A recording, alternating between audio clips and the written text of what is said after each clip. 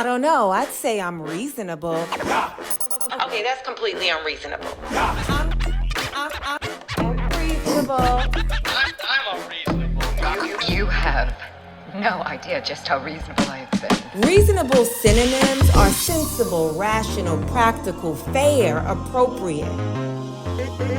Fitting, suitable, logical. All things I would definitely say describe me. Do they describe you?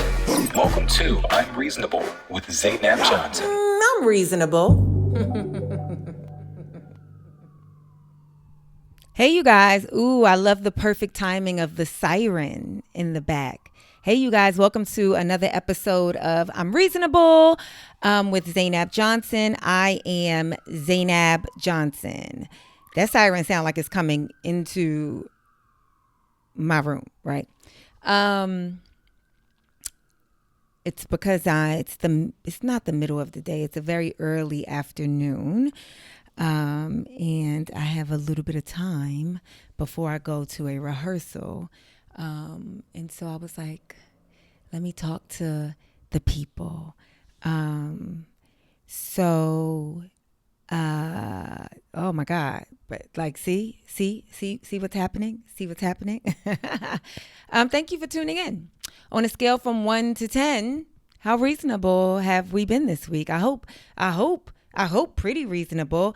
I was in Bloomington, Indiana last weekend, Friday the 13th. I didn't even realize it was like a Friday the 13th, which is kind of ironic because I released a short clip of stand-up from the Crowdwork show about Black women in scary movies. But yeah, I was in Indiana, Bloomington, Indiana, Friday the 13th and Saturday the 14th. So every person that came out to see me while I was in Bloomington, Indiana, thank you so much. I really appreciate you. I actually had a really fun, not actually, that sounds like my expectation wasn't to have a good time, right? I had a great time on stage, and I hadn't been on stage in a little under a month, because the last time I performed was me doing that Crowdwork show, which was August 16th. That was the day that it was recorded. And before that, but that was like no material, right? That was all improv. So before that, it might have been like 4 or 5 weeks before I got on stage. So I wasn't sure if I would remember my material. I wasn't sure how rusty I would be. But you know, Bloomington was really, I just had a lot of fun. Every single show was different. If you were at that early Saturday show, woo, that was my favorite show though. As much as it is like the most unideal thing to happen while a comedian is on stage, I think it was still my favorite show. That's one of the shows that I wish I was recording. Because that is a show. If you were there, you know what I'm talking about. If you were there and you're watching this, you know what I'm talking about. That was a true testament of very necessary crowd work and kind of really superb crowd work. Anywho, thank you everybody for coming out. Where will I be next? Let's talk about the shows, right? Let's talk about what's coming up in this episode. This week on I'm Reasonable with Zainab Johnson, we are going to talk about some funny stuff and some not so funny stuff. You decide whether it's funny or not. That's on you. Donald Trump's second assassination attempt, alleged second assassination attempt, Diddy's arrest, Sean P. Diddy Combs's arrest. Ellen released a new trailer for Ellen DeGeneres released a trailer for her new special. And yeah, we might talk about some other stuff. Anyway, before we get there, though, let's talk about my upcoming shows. First of all, yesterday, I released a full hour and 6 minutes of that Crowdwork show that I did. It is called The Notebook. I decided to title it that. Watch it to find out. But it is on, so it's up and available right now on YouTube. So if you haven't seen it, watch it. If you like it, share it. It is the full show. And it is called The Notebook, and it is my first full crowd work show. And so the link to the show is in the details of this podcast. So if you guys haven't seen me live, listen, and you want to see me live, listen up and see if I'm coming to your city. I'm adding cities constantly. So, I know it's kind of like a personality thing. I know that when a lot of people kind of like type or comment, like add things in the comment section, I know you kind of you type in like you talking to your friend, but I just want you, because I know most of you, I'm like your friend in your head, right? But I will just throw it out there. A lot of times it don't be sounding how you think it sound. Like if you think it sounds familiar, like we got a shorthand, or you think it sounds cute, or you just saying what you want, it's better if you just ask me. If you just say, dang, I really want to see you, please add Tampa. I know I get a lot of requests for Florida. I am working on it. I don't know why Florida is such a specific market, but I like to also do things that are in the best, that will service me so that I can service you, and so I like it to be as close to right as possible. And by right, I mean like I would like it to line up. So yeah, that's a better way. If you want me to come to your city, it kind of doesn't help, and you kind of be sounding a little bit stupid's not the word, but it's very close to it. When you be like, oh damn, I guess we can't get an Atlanta show. It's like, first of all, I just left whatever city you probably name it. I most likely just left it. Damn. So you never gonna come to Charlotte? I know you think that's just you, like just talking cute or being like over familiar with me, right? It's like, I just left. I was just in Charlotte. So you late, but also you make it sound like a personal, like someone's choosing to not do it. So I encourage a more reasonable way to ask to get me to come to your city. In the comments is just ask. Like, let me know you want to see me. Like, speak in the positive versus the negative. So by positive, I mean, say, damn, I find you so funny. I would love to see you. If you can, please add Idaho. Please add South Africa. Please add Hawaii. Please add fill in the blanks. The negative version of that is like, damn, I guess you ain't never coming to Idaho. Oh, Idaho can't get no love. Oh, what? They comic. It's crazy how comics don't like coming to Hawaii. So if I am coming to a city near you, come see me perform. And if not, just drop it in the comments. Let me know what cities you're in. I do take a look, and I do send that information to my representation for bookings. Okay. So coming up next is Philadelphia. That's October 18th and 19th. I will be in Philadelphia. October 18th and 19th, I will be in Philadelphia at the Philadelphia Punchline. October 25th and 26th, I will be in Detroit, Michigan. I don't know why I always like Detroit. October 25th and 26th, I'll be at the House of Comedy in Detroit. November 8th and 9th, I will be in St. Paul, Minnesota. November 11th, I will be in Amsterdam, the Netherlands. November 14th, Geneva, Switzerland. Those tickets are not on sale yet. They're going on sale soon. November 15th and 16th, I'll be in Paris, France. November 18th through the 23rd, I will be in London, England at the Soho Theatre. November 29th through December 1st, I will be at the Ontario Improv in Ontario, California. I posted on my social media this date, the Ontario date, and a bunch of Canadians was like, first of all, it was really frustrating because a couple of dates below it, I put the Toronto date, right?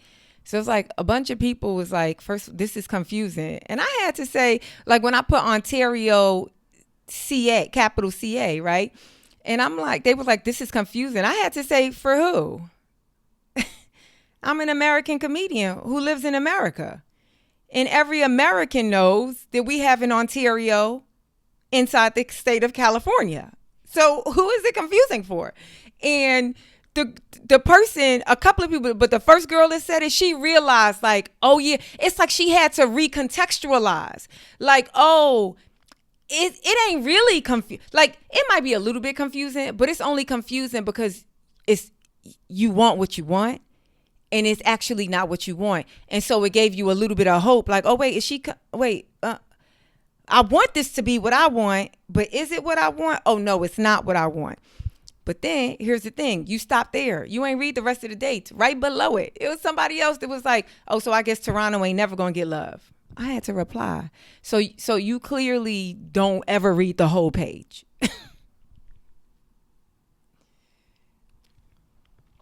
November 29th through December 1st, I will be in Ontario, California at the Ontario Improv. December 4th, I will be in Austin. I'll actually be in Austin December 4th and 5th, but the December 5th, the show is actually private. But if you want to see me, if you want the public show, if you want the show that is open to the public, that is December 4th. That's December 4th at Cap City in Austin, Texas. Then December 6th through the 8th, I will be in Houston, Texas at the Riot. December 31st, New Year's Eve, that was just announced. I will be at the San Jose Improv in San Jose, California.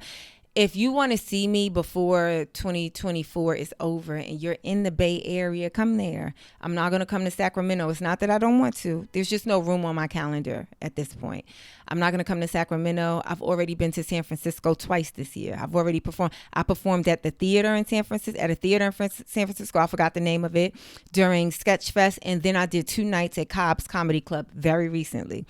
So I'm not coming back to San Francisco in the year 2024. So if you are in those areas, and I know this might be a little hour away, but if you are in those areas, come to San Jose. Come to San Jose. I will be there December 31st.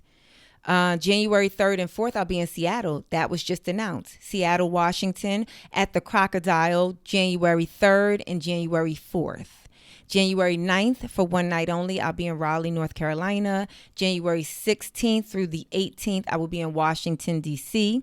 February 21st through the 23rd, I will be in Chicago, Illinois at Zanies in Chicago, the downtown location. And then, as heavily requested, I will be in Toronto.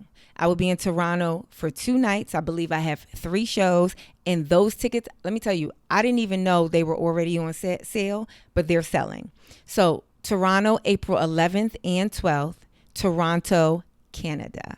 Okay, the link to all the tickets are in the details of this podcast. Every single city is currently on sale aside from Geneva, Switzerland. Those tickets will be on sale soon. While I have you, go ahead and subscribe if you haven't already. Go ahead and hit the like button. Go ahead and give me a thumbs up. If you like anything that you see on my channel, I'm Reasonable with Zainab Johnson, the podcast. If you like any of my stand-up, short form or long, go ahead and share it with somebody, okay? It helps. All right, so what's up with Z? I need anybody who is watching this that lives in the Indianapolis area. I need you to DM me. If you live in the Indianapolis area, and if you live in the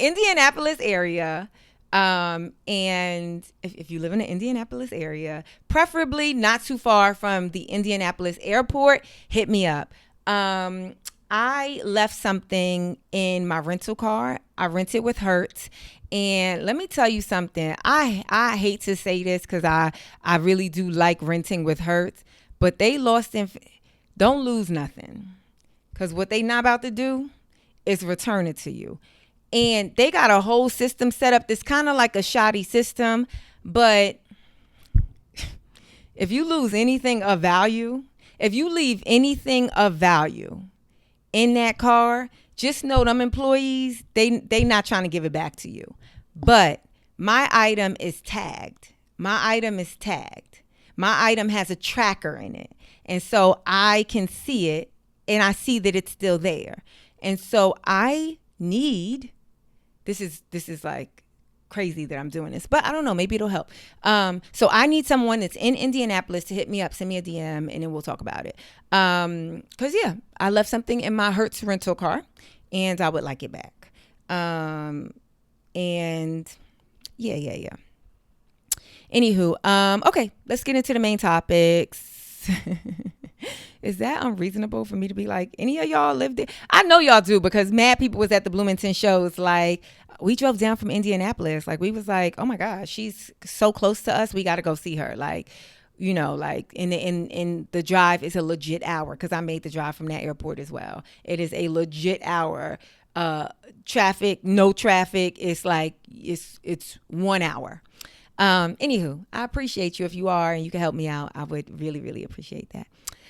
The main topics. Where do I want to start? Okay, let's start with, and do I have an Ask Z? I believe I have an Ask Z.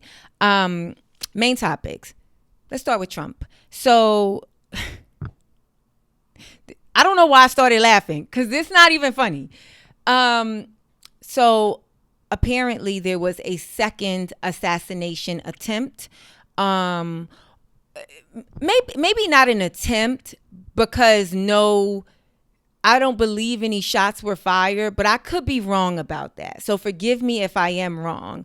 But there was a man apprehended. Apparently, former President Donald Trump was golfing, as apparently he does every Sunday or something like that. And Secret Service found a guy that was kind of like camped out, however many meters away, with an AR, with an assault rifle. And I was watching Trump talk about it, and he was like, the bad gun, you know, and he had the, it's not funny. It's kind of funny how he speaks, but it's not funny at all. He was like an AK-47, the bad gun, you know, that's the bad one. He's like, the gun we don't need. And it was really interesting watching him talk about it, because remember in my stand-up, I was like, I think Trump knows the truth in his soul. If you listen to him talking, I gotta play this. I just thought it was so funny, because he's talking about he talks about the apparent second. First of all, every news outlet that's reporting it, they keep calling it apparent, and I don't think that they're saying they don't believe that it happened. I mean, maybe they are. I don't know. I don't want to get into the weeds of that, but I will say this. Who are these people? I do not condone violence. I do not condone anybody, even somebody that I don't like, even somebody that I think is detrimental to our civil liberties. I don't condone. Y'all heard me last week. I don't even believe in the death penalty for the most violent and heinous criminals. I don't quite have like a perfect solution, but the part of me that is the part of me that leans on like faith and God just doesn't believe that anybody has that right except God. You know, it's like God decides when you go. And you know, again, remember that Ask Z, that letter where we were like going into like, you could go, remember when I was like, you could go into a rabbit hole, like an infinite rabbit hole of like, well, if you believe that God creates everything, if you believe God is in charge of everything, then so somebody could even argue like, well, if you believe that God, you know, if you believe God is in charge of everything, then can't you believe that God created man and man created the idea of this death penalty? And so it's all still, you know, like I can't even get into the weeds of that. But what I can unequivocally, I don't know if that's the right word, say is I don't care how I feel about Trump. I am not in any way for any sort of assassination attempts on him or anybody else. But apparently there was a guy who was camped out near where he was golfing. He had an AR-47, and and a AR-47. Sorry, it's an AR-15 or AK-47. AR-15 or A. That show you I ain't got those guns. That show you I ain't searching for them guns. That show you I don't want no parts of the guns. I can't even get the, you know what I'm saying? AR-15, AK-47. And because it's like assault rifle, automatic. What do the K stand for? Whatever. But that show you.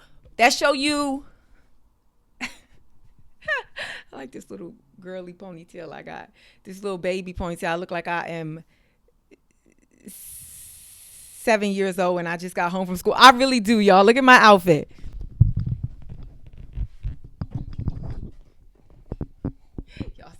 Y'all see my setup. Look at my outfit. Look at my outfit. I look like a little kid.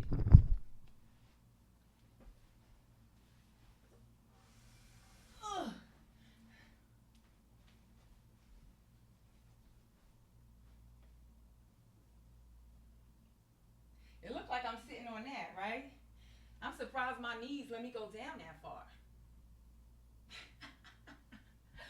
I look like a little kid. Okay. Let's get back to work. Y'all see what type of day it is for me. Allegedly, this guy was, his name is Ryan Wesley Routh, and he was like 300 to 500 yards. I said meters, like 300 to 500 yards, very close away from the former president. He had snacks with him. He had the rifle, and he had the scope on the rifle now I don't remember if there were any. Okay, he didn't. I'm reading it right now from CBS News. Did not fire or get any shots at our agent. And he did not have a line of sight to Trump. And so I think that, so as much as he was in the vicinity of the former president, camped out, which is suspicious. What you doing? And he had a loaded rifle. I think that's why a lot of news outlets that are reporting it are saying apparent, because it's like, well, this is what we're assuming he was there for, given the context, although he didn't actually get a shot off. Anyway, so I was watching Trump talk about it. Here, let's watch it. It's just, he's... Subject, because people do like to talk about it. A few days ago, we had an incident. I have to say, Secret Service did a hell of a job. They really did. They caught...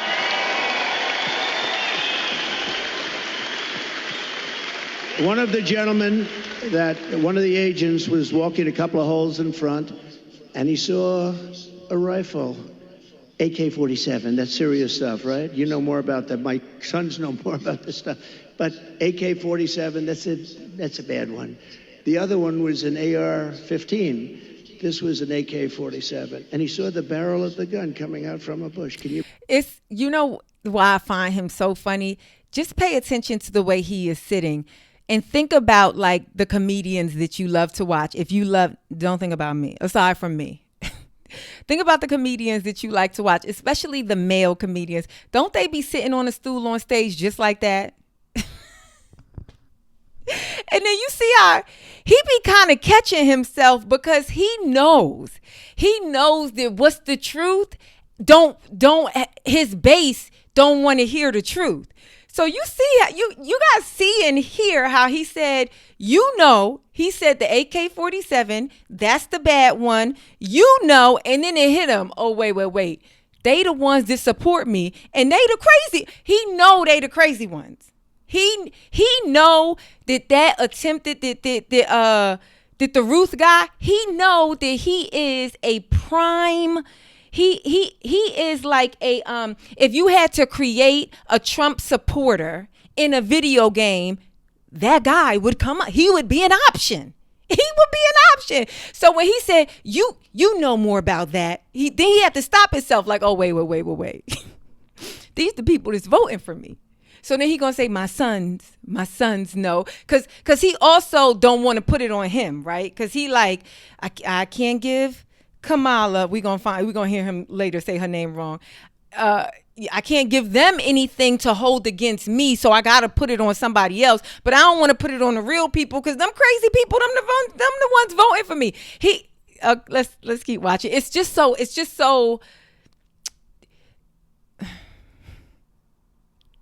Believe it, this guy was all set. He was all set to do his number. And there was no talk. He didn't say, hello, what are you doing here, please? And he ends up getting shot himself. He took his gun, started shooting him. And this guy ran. No, great job. I don't know. It's like he's telling a story, right? That is also news. And like, good thing we've had news reports because he is doing what comedians do. He's doing what storytellers do. They color in the outlines, you know, like the thing that separates, I don't even want to say a comedian from a civilian, but a good storyteller from a not good storyteller is somebody that runs in and says, yeah, it's raining outside, so I fell. Okay. Maybe people would be like, oh no, you fell. Did you, were you okay? But like a good storyteller probably starts out like, I had on these slippery ass shoes. I know I knew something told me. Like I had 9 other pair of shoes to put on, but I put on the slippery ass shoes this morning. And the moment I left my house, I knew something wasn't right. Now we in the story. So now when you get to part, so then I felt the first drop. I'm like, oh no, is it raining? This rain is in opposition to these slippery ass shoes. Oh shit, that's another drop. Oh shit, third drop. So I try to run inside. I forgot, me trying to get out the rain, I forgot I had on these slippery ass shoes. And what did the slippery ass shoes do? They did what they were supposed to do, put me on my ass. That's a good storyteller. Now you're engaged. He is telling a good story. Where is he? Not here, right? This guy. When he says, where is he? He talking about the Secret Service. Because he's basically saying that the Secret Service is the one that found him.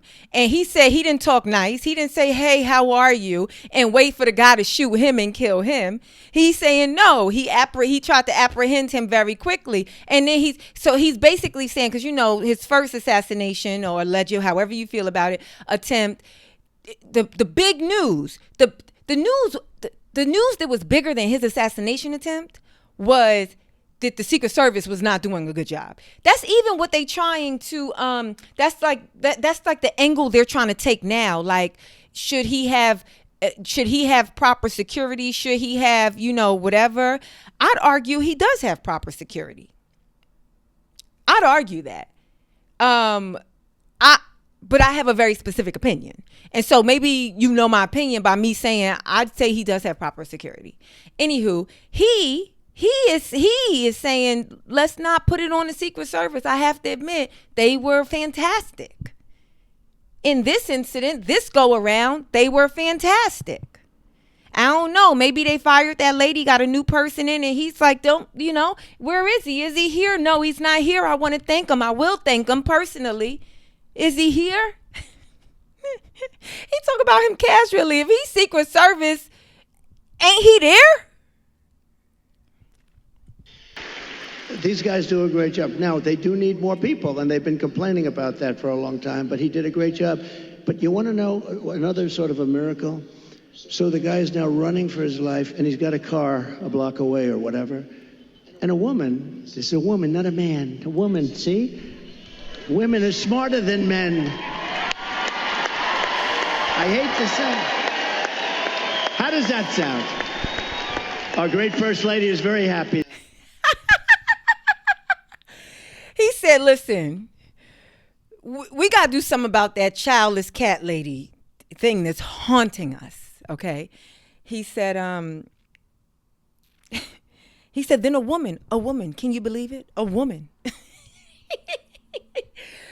Of course we can believe it. What? A woman. Can you believe it? A woman. Now, let me just tell you, think of this. Who would do this? I actually asked, I was with the sheriff this morning, I was with a couple of people from Secret Service, who would do this? So you now have a man running, not with a gun, he dropped the gun, we found the gun, but he was gone. And a woman driving in a car saw a man on the street, pretty busy street, running, and she followed him. And he got into the car, and she stopped because she thought he was trouble. He looked different. He like trouble.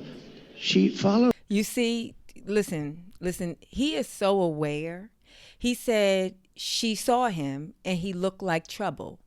Then he said he looked different. But then in Trump's mind, I don't know this to be true. This is me assessing and analyzing this clip, right?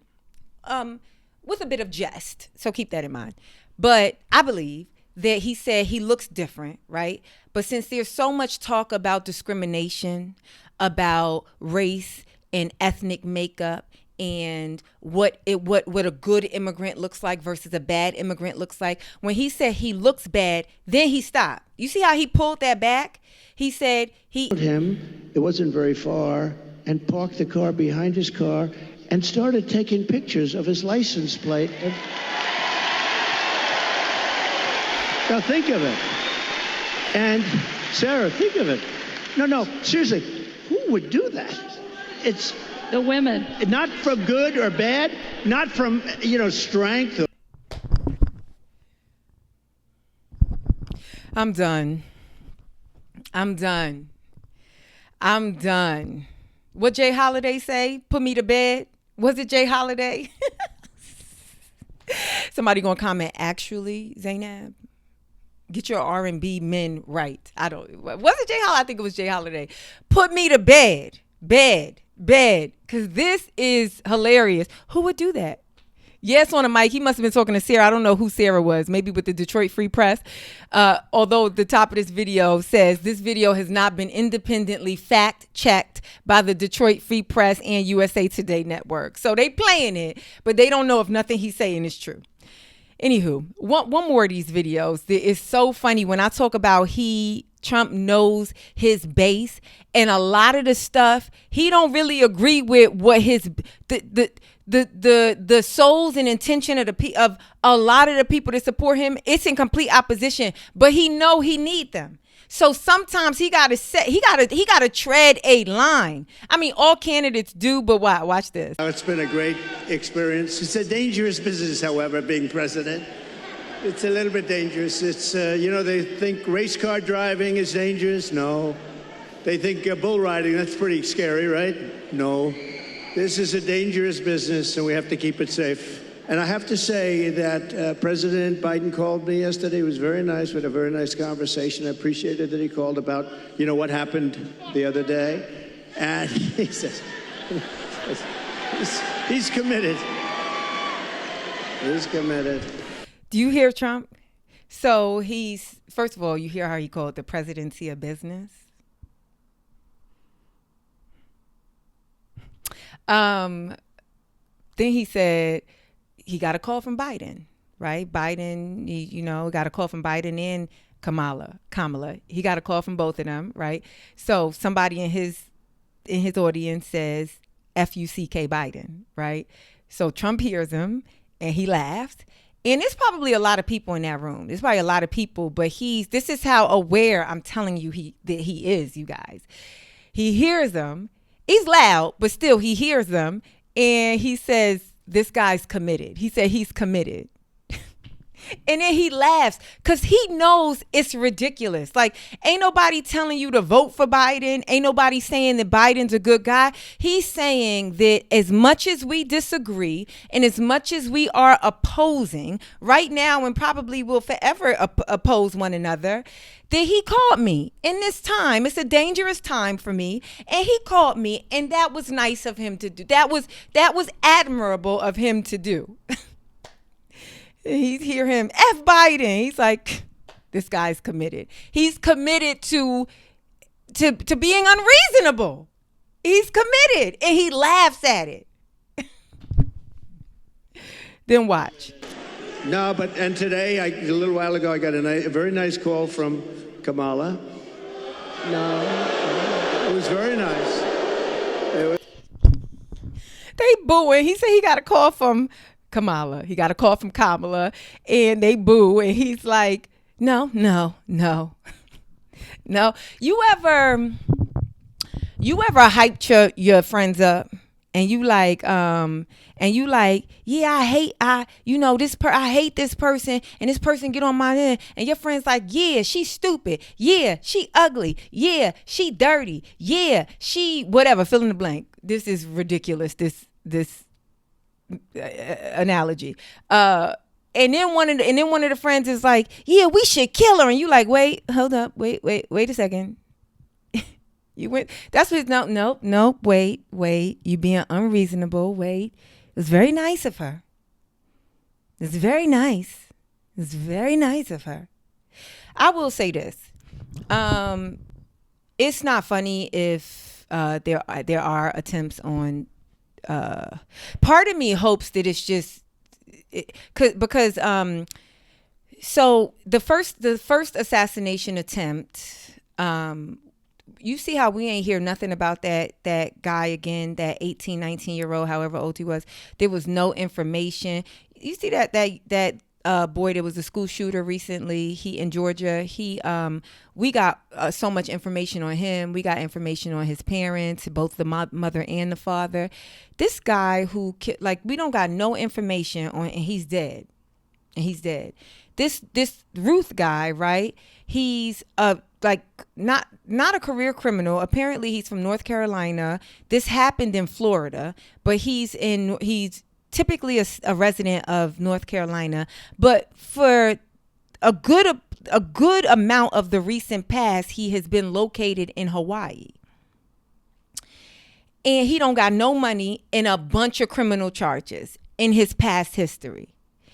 He just seemed like a perfect foil, in my opinion. Like the conspiracist, is that a word? In me is like, this is a perfect I don't want to put out that negative. I don't want to put out that rhetoric like you lying, and then something serious happens. I don't want to, I don't feel like my life is in danger, and if my life was in danger, I would not like someone not believing that. But it just be seeming like these are the perfect incels for these stories, It don't even make sense. This guy, in a bit of information that we know, it don't even make sense to me because the big thing that they keep pointing to is that he voluntarily served or something like that in Ukraine, right?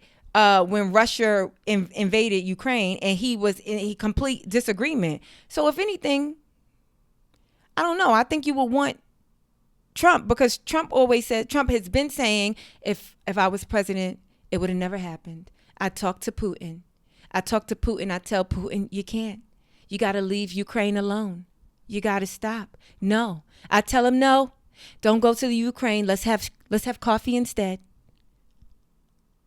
So it just, I don't know. The math ain't really mathing for me, but I'm going to let it go. Tell me you guys what you think.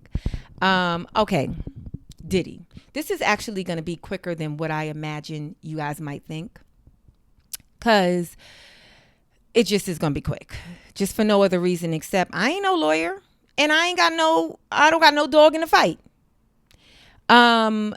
Except for this world to be like a better place. But other than that, I don't have any dog in the fight. So, okay. So Diddy was recently arrested. And here, let's just play this because I don't, he was arrested in New York City. He's been charged with racketeering, sex trafficking, and transportation to engage in prostitution. at a hearing in Manhattan. He has another one, I think, later today, or had one today. And I don't know if it's been any breaking news, so forgive me if this is a little bit delayed. But he had a hearing in Manhattan yesterday. He pleaded not guilty, but he was denied bail and he remained in custody. Last I read, they sent him to a federal jail in Brooklyn. The charges are tied to what they're calling freak-offs. They said that that's what Diddy actually called them, which are coerced sex acts that Diddy allegedly orchestrated and recorded, according to this federal indictment. Like I said, another bail hearing has been set for today. And I believe yesterday, Diddy, I believe he gave up all this information and all of this collateral. Here is me saying that I will not go anywhere. Here is me saying I'm not a flight risk. I'm not going to leave the country. I'm not going to use any of my wealth to, evade this situation. I am not going to. And then they denied his bail. And then I just read that he then added or planned to add in the second hearing, bail hearing, that he would commit to not having any visitors in any of his properties. He'd only travel. The only travel he would do is to New York for the case. All of this stuff to avoid staying in jail. And so far, all those attempts have been denied, but I don't have the reason why there's not a lot for me to talk about in this Diddy situation is because it's ongoing. It's happening by the minute. There's some new information every hour on the hour, right? But this is what I do want to say about it. So in these alleged freak-offs, right, they are describing an obscene amount of lube, an obscene amount of baby oil. And do I want to share? I'm going to share these clips because I feel like they're informative and they're very different. So here's the first one. The first one is from ABC News. Today I'm announcing the unsealing of a 3-count indictment, charging Sean Combs with racketeering conspiracy, sex trafficking, interstate transportation for prostitution. The indictment alleges that between at least 2008 and the present, Combs abused, threatened, and coerced victims to fulfill his sexual desires, protect his reputation, and conceal his conduct. As alleged in the indictment, to carry out this conduct, Sean Combs led and participated in a racketeering conspiracy that used the business empire he controlled to carry out criminal activity, including sex trafficking, forced labor, kidnapping, arson, bribery, and the obstruction of justice. Let me say a little bit more about the charges. The indictment alleges that Combs abused and exploited women and other people for years, and in a variety of ways. As alleged, Combs used force, threats of force, and coercion to cause victims to engage in extended sexual performances with male commercial sex workers, some of whom he transported or caused to be transported over state lines. Combs allegedly planned and controlled the sex performances, which he called freak-offs, and he often electronically recorded them. The freak-offs sometimes lasted days at a time, involved multiple commercial sex workers, and often involved a variety of narcotics, such as ketamine, ecstasy, and GHB, which Combs distributed to the victims to keep them obedient and compliant. Okay, so that was it Damon Williams? I think the reporter's name is, the lawyer's name is Damon Williams, and that was a ABC News report. And here is Toure. Toure is a journalist. He has a podcast. I actually did it when I was promoting my first 1 hour special, Hijabs Off, that is available right now on Amazon Prime. Watch it if you haven't. But I actually sat down with him and had a conversation in promotion of the special. And he seemed like a reasonable guy. But I watched this clip and I didn't love it. I watched, here you go.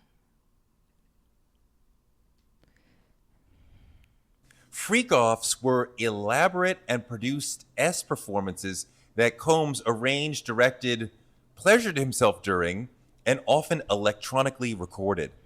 In arranging these freak-offs, Combs transported commercial S workers across state lines and internationally. Freak-offs occurred regularly, sometimes lasted multiple days, and often involved multiple commercial S workers. During freak-offs, Combs distributed a variety of controlled substances to victims to keep them obedient and compliant. Sometimes, unbeknownst to the victims, Combs kept videos he filmed of them.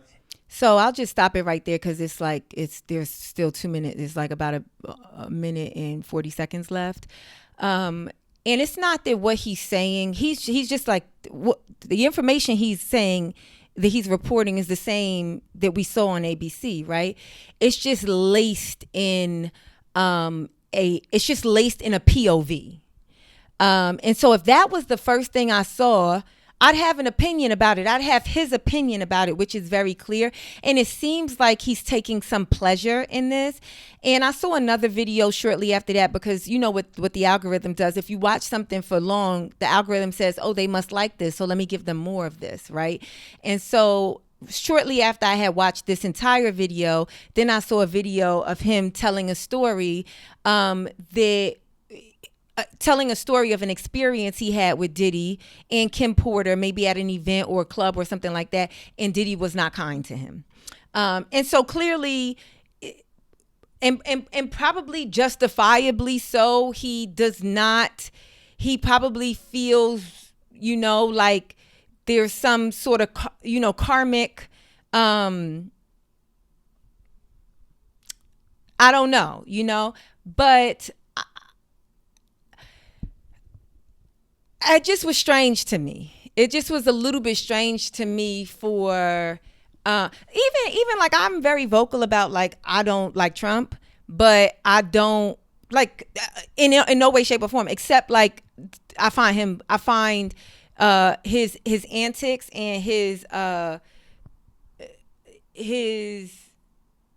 aesthetic expression or personality, I find that to be a very funny character, which is probably why so many people like to watch him being imitated, because in a joking form, he is a very funny character to portray, but I don't like, but in no time when it was reported, whether you believe the assassination attempts or not, in no way am I like, so they shot Trump, y'all.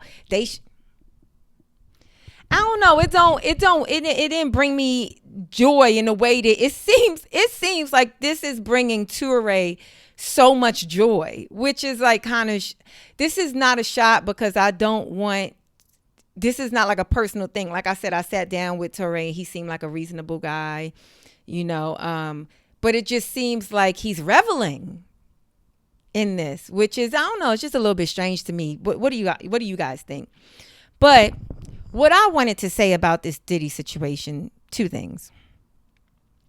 I'm not against there's a lot of jokes that are coming from this, right? People are really focusing on like 1,000 bottles. You see, even Toure did 1,000 bottles of lube, 1,000 bottles of baby oil, which it's like, yeah, it's a freak off. What you expect? I would be mad if I went to all you could eat buffet and they ain't have all I could eat.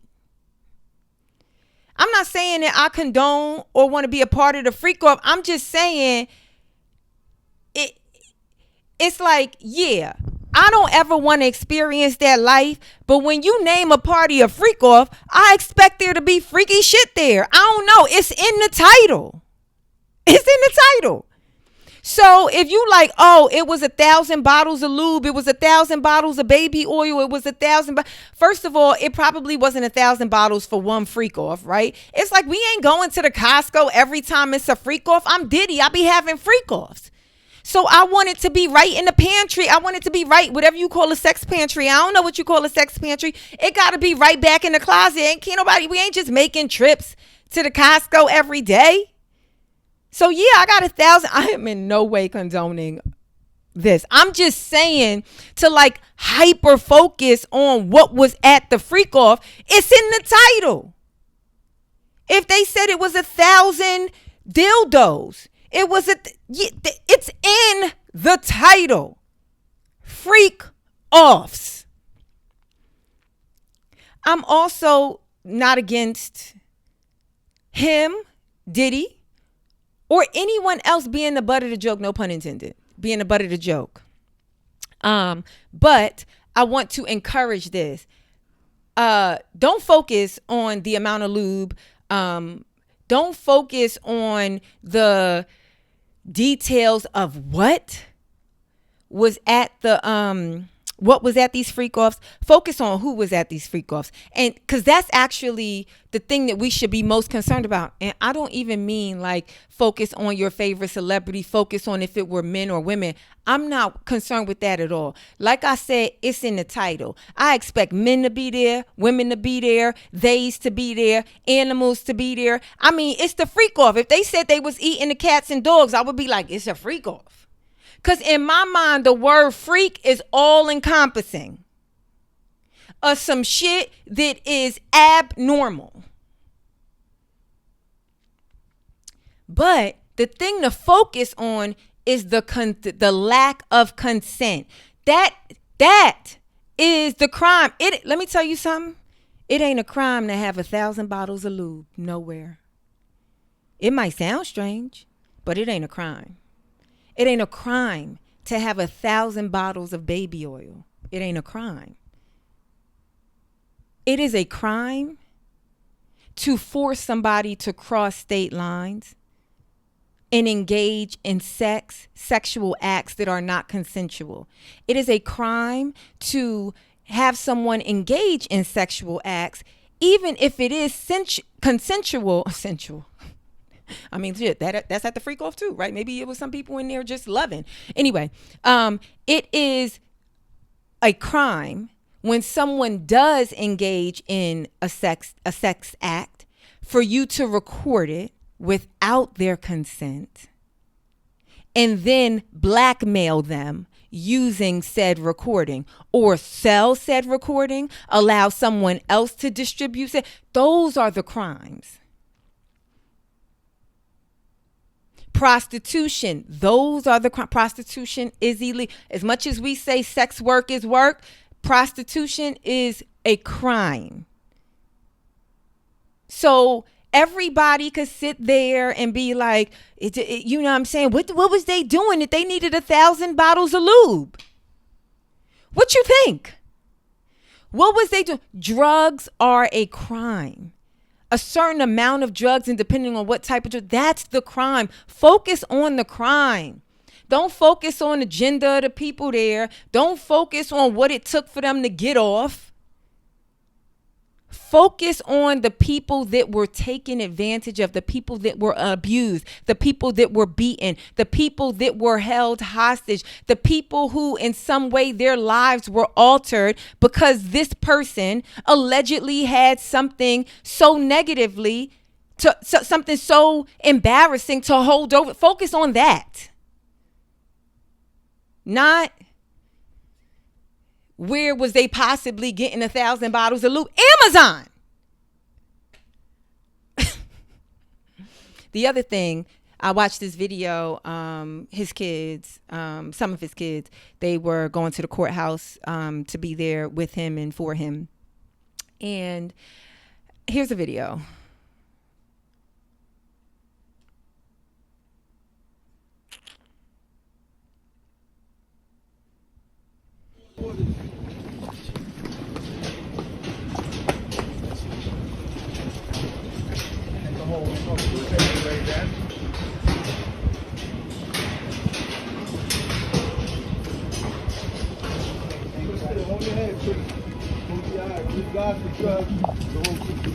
Are you okay? Are you feeling okay? And I hope the whole grandma gets better soon too, Back up a little bit, please. How can you support your father? How do you support him moving forward?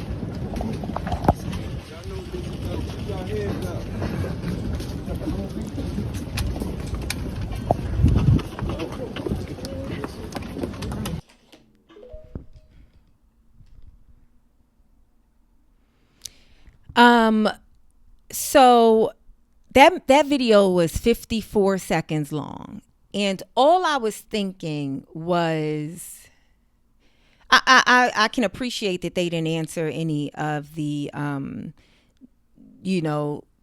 camera people, any of the journalists, vloggers, whoever, paparazzi. Like, I can appreciate that they use their right to remain silent, or exercise their right to remain silent.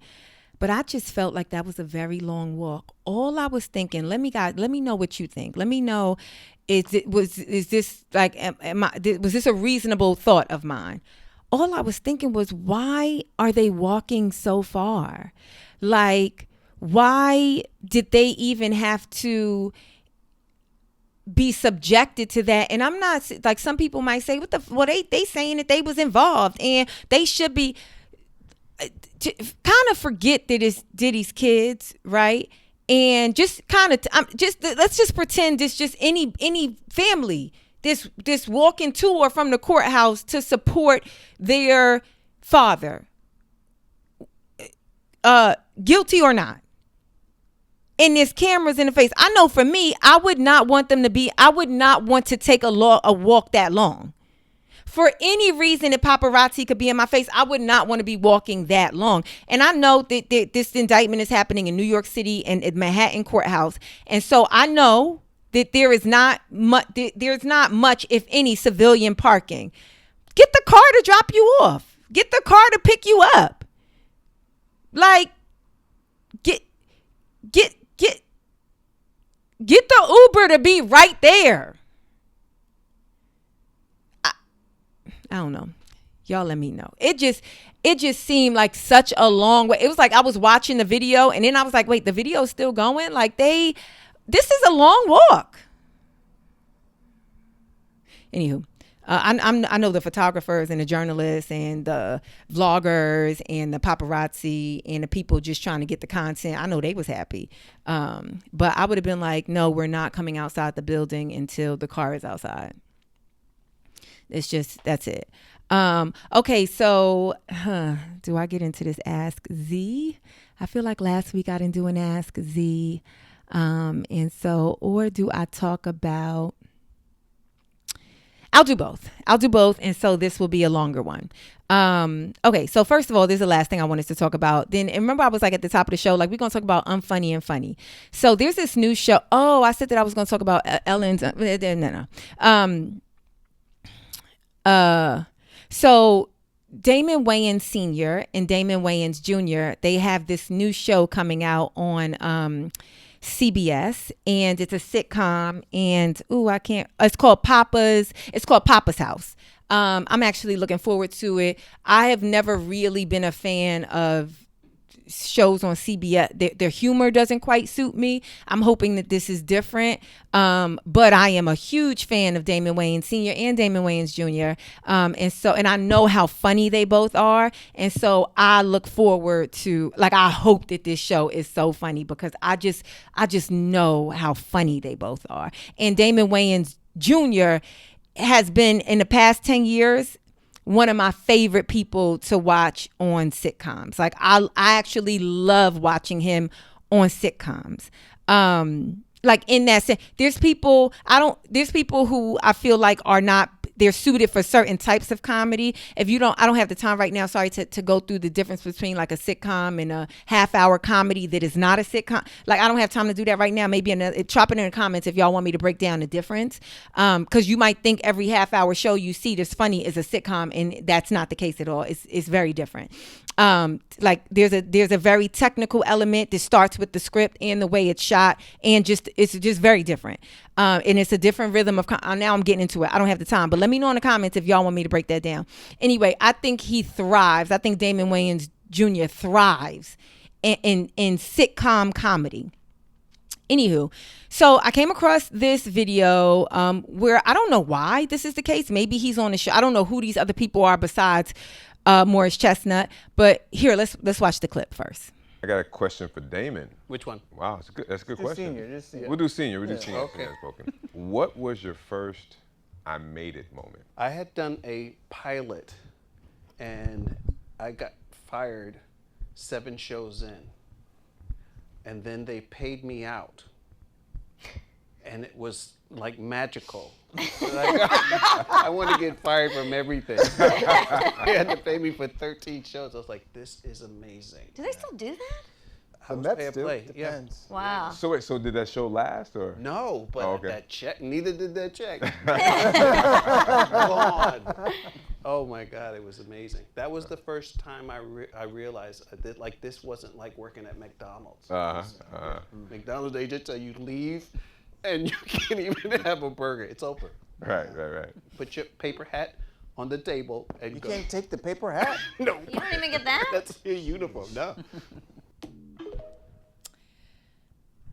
All right, so that's not really a big deal, right? So the thing that I noticed, the thing that I thought, and y'all let me know if this is, I might be the unreasonable one in this, so y'all let me know. When I watched that clip, I was like, I would have been in that interview dying laughing. I would have been dying laughing. I'm one of those people, though, if you ever watch me like on a panel, like if you ever watch any of our upload like cast interviews or whatever, yo, when somebody says something funny, I be laughing so hard. Like I am not afraid to be the audience while I am the person on stage. I feel like a lot of people, even when they watch my stand-up, I laugh at myself sometimes. Cause sometimes when I'm on stage, I come up with it in the moment. And so when I realize what I came up with, and I'm like, that's funny. So I be laughing so hard. Like one of my castmates, Kevin Bigley, he plays Luke. He says they interview him somewhere and he was like, or somebody asked him, like somebody that was coming on the show was like, or maybe a fan of the show was like, what's Zainab? Like you work with Zainab a lot. Like, what's she like? And I'm paraphrasing and I don't want to speak for Kevin, but one of the things he said that I really like didn't even think about of myself. He was like, you know what's really good about Zainab? Like she is really funny, but she also laughs at everybody. Like she is such a gracious laugh. Like I ain't about to not laugh at nothing this funny. Cause laughing feels so good. Like it feels better than like most other emotions. So like if you making me laugh, yo, I am going to fully give over to the laugh. If it's funny. And so I'm just watching this interview and I'm like, they not laughing hard enough. Cause it's like, first of all, it's the last thing you think he gonna say. Usually when people say Morris Chestnut, I don't know who these people are besides Damon Wayans, Senior and Junior, and Morris Chestnut. Them other people, it's like, what do the people who I know got in common? What do the people who I don't know got in common? Somebody put Jay Holiday, put me to bed. Morris Chestnut said, when did you know you made it? Most actors, celebrities, singers, that whatever is going to talk about like the moment they got paid something, the moment somebody recognized them, the moment they got some amenity that they never had in life, the moment that they worked with someone that was of value to them or someone they admired, or the moment that person that they admired knew who they were, whatever, right? That's typically what somebody is going to say. But when Damon Sr. says, I knew I made it when they hired me on the show, then fired me on the show, and they still had to pay me for the whole show, although they fired me. And he was like, that's when I knew I made it. And like, so he gives you a joke. He give you a joke, right?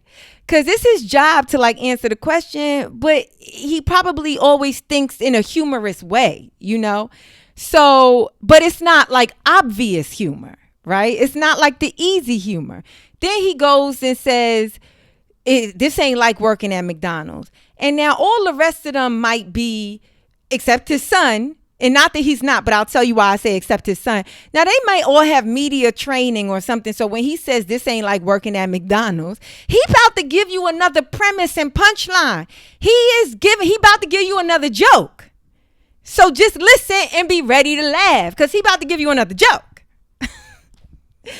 But maybe they so media trained that they kind of like, oh shit, well, we don't want the internet to spin this and be like, is he coming down on McDonald's?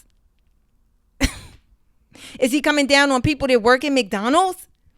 And so they don't quite give him the laughter that I feel like. So he says they not, which everybody know is true. Some people that work in certain companies, I'm so surprised when I hear people who work at a restaurant and they like, yeah, no, we can't. If we eat anything at the restaurant, they take it out of our check. I'll be like, clearly I ain't never worked in no restaurant. But in my mind, it's like, yeah, right? I mean, we all be watching them chef shows. Don't everybody sit down and eat together? So when I find out, oh, y'all don't be eating, and if you do eat, they gonna take it out your check. Remember the whole scandal happened with what's that fast food restaurant in the South? I don't know if it's fast food, Waffle House. And they was talking about how like they gonna charge the employees more for like an egg or something like that, and they could only eat, whatever. That story blew up because I think people it was wild. Like, wait a second, you're not about to let your employees eat. Anywho, so what he's saying is true. McDonald's, if they fire you, you're not even getting a cheeseburger, let alone salary for the next 9 weeks, because it's a 13 episodes. He said after 6 or 7 episodes, right? So let's say he got 7 episodes. That means they had to pay him out for all 13 episodes. And let me just tell y'all, if y'all don't know something about Damon Sr., just know he make a lot per episode. Early in his career, just know he might have not been making the amount of money he making on My Wife and Kids and whatever he making now. But still, just know one episode was probably playing what people's yearly salary is. Just know that. That's a lot of times how TV money works, especially on network television. So they got to pay him. Imagine that. Imagine working at McDonald's and you get fired after the sixth week, but then they got to pay you for 13 weeks.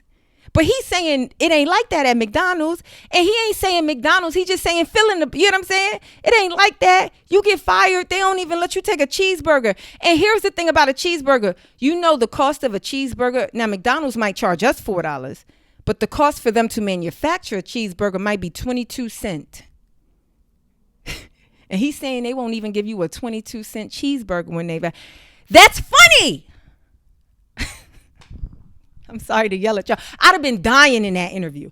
I'd have been dying laughing. I would have been giving him, not because I'm a fan, although I am a fan, just as a person who appreciates a good laugh, I'd have gave him the audience he so well deserved in that moment. Even Damon Jr. assisted in the joke. He assisted in the joke. Because he get what his father is. He assisted in the joke, but they gave, and then tried to...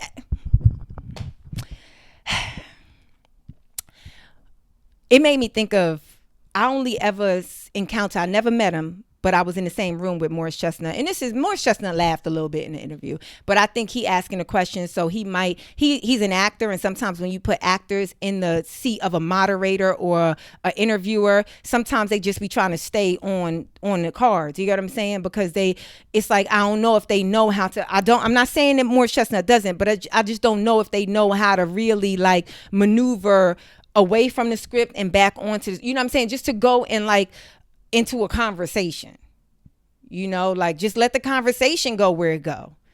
It's like the cards is there to kind of support you.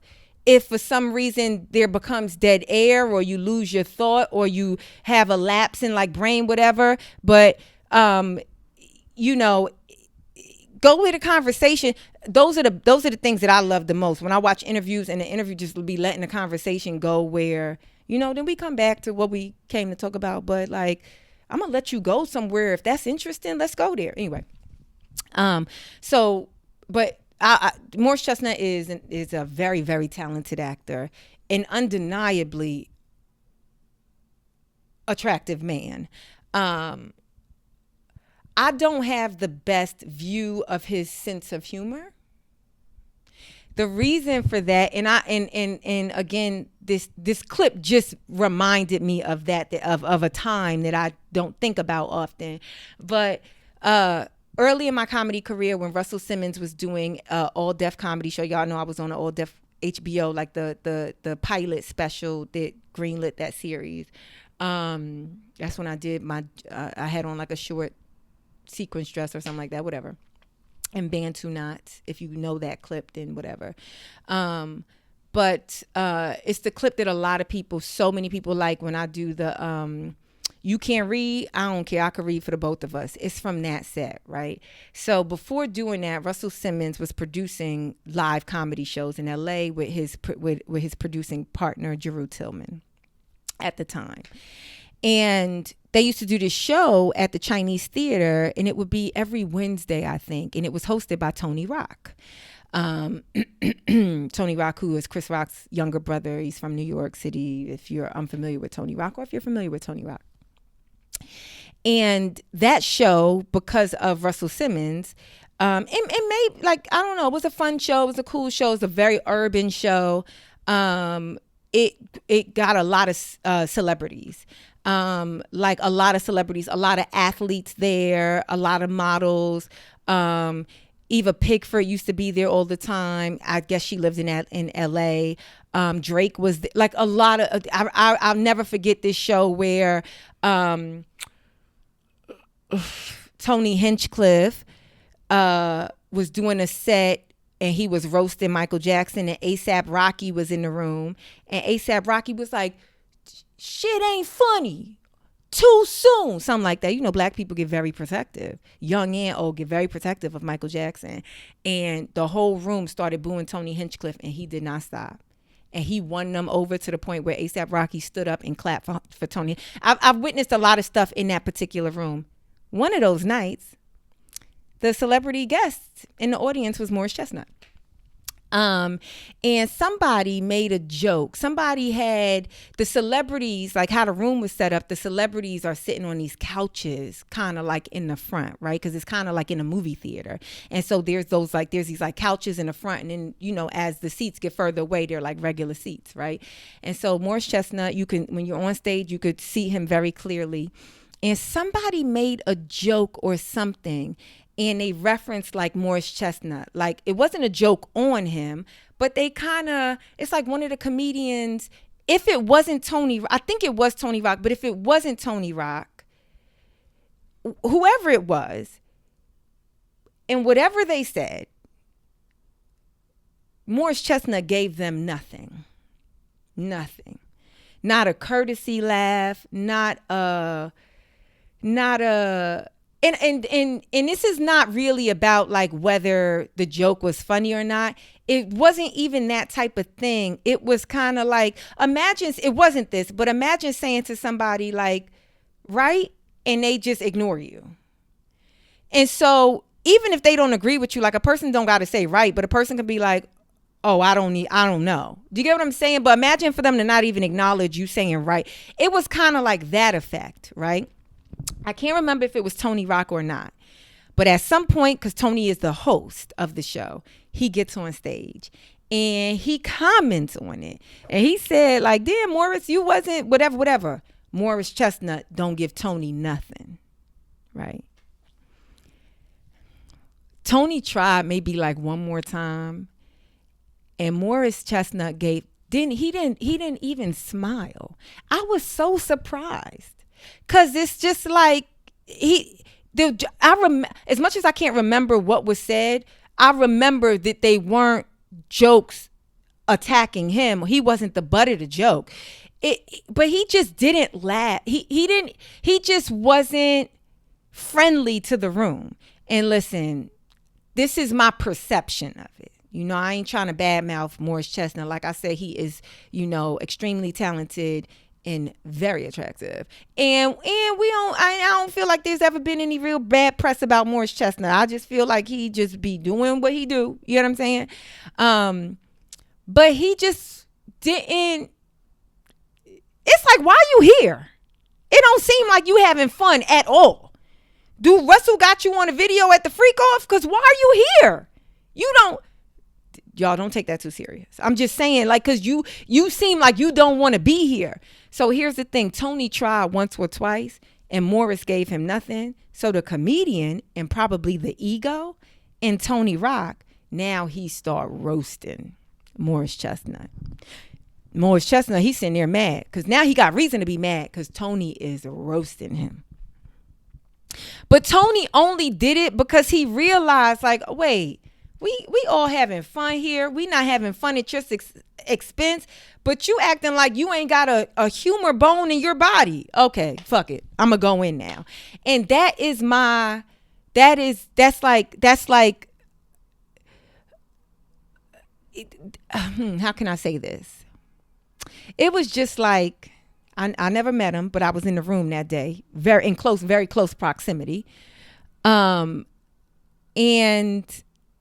I was just like, that's disappointing. Morris Chestnut don't be laughing.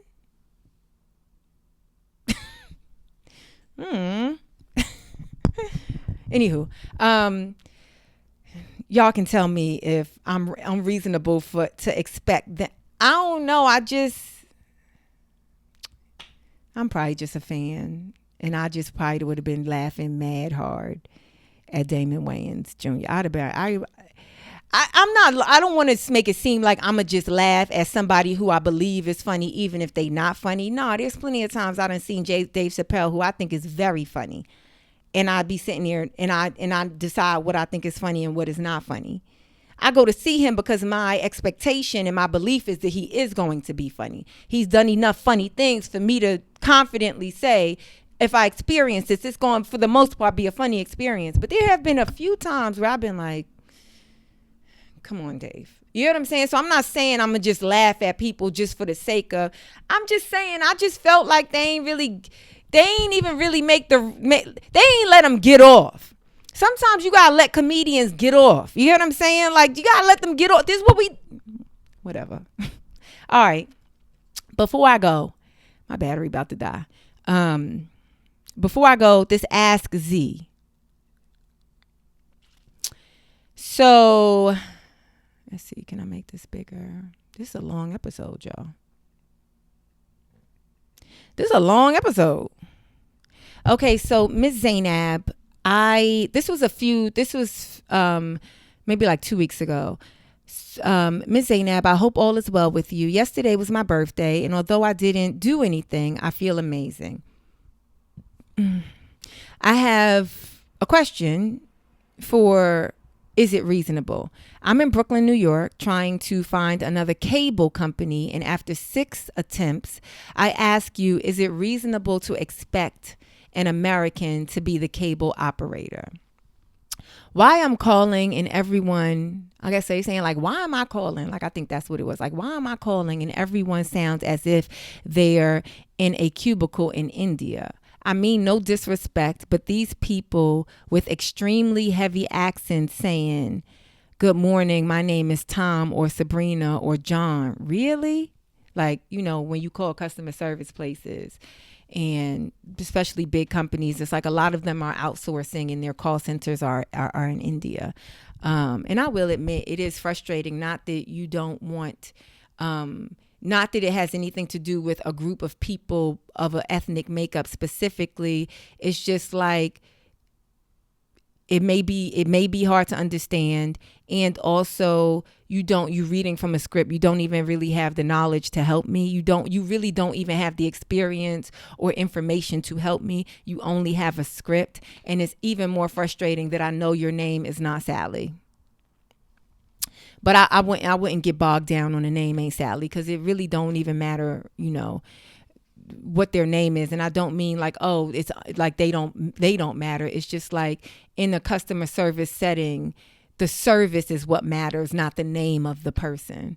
And is it reasonable they need to know your apartment number after you've already given them your street address and zip code? They can't tell if your service, can't tell if they service your area with that. I don't know. That might be a little bit out of my scope of expertise. So let me just answer your questions one by one.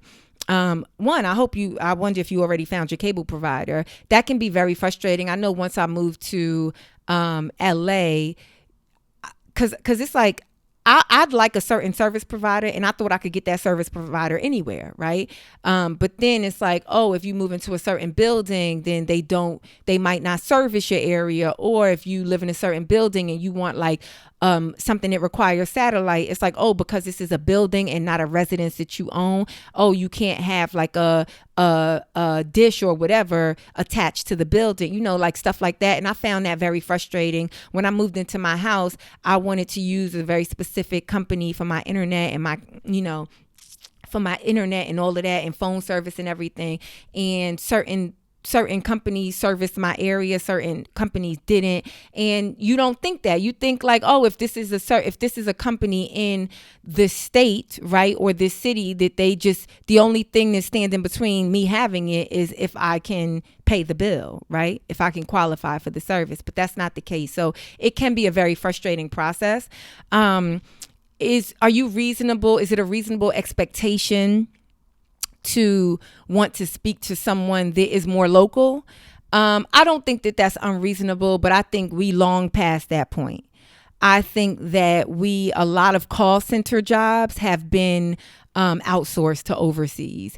And I always remind you guys, I always be like, follow the money, follow the money, follow the money. Let me just tell you what, especially with streaming, there is way less money in cable television. There's way less money in the cable subscriber. All of those cable companies, they're all now selling internet. They're all selling internet because how are we watching things? We're streaming it, right? And so if that subscription, if that service that they offer or go down, they trying to figure out how to cut costs.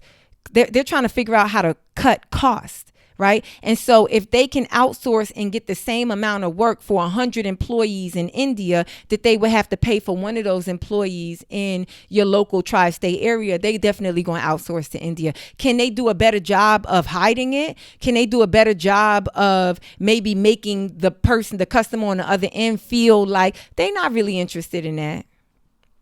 They don't care.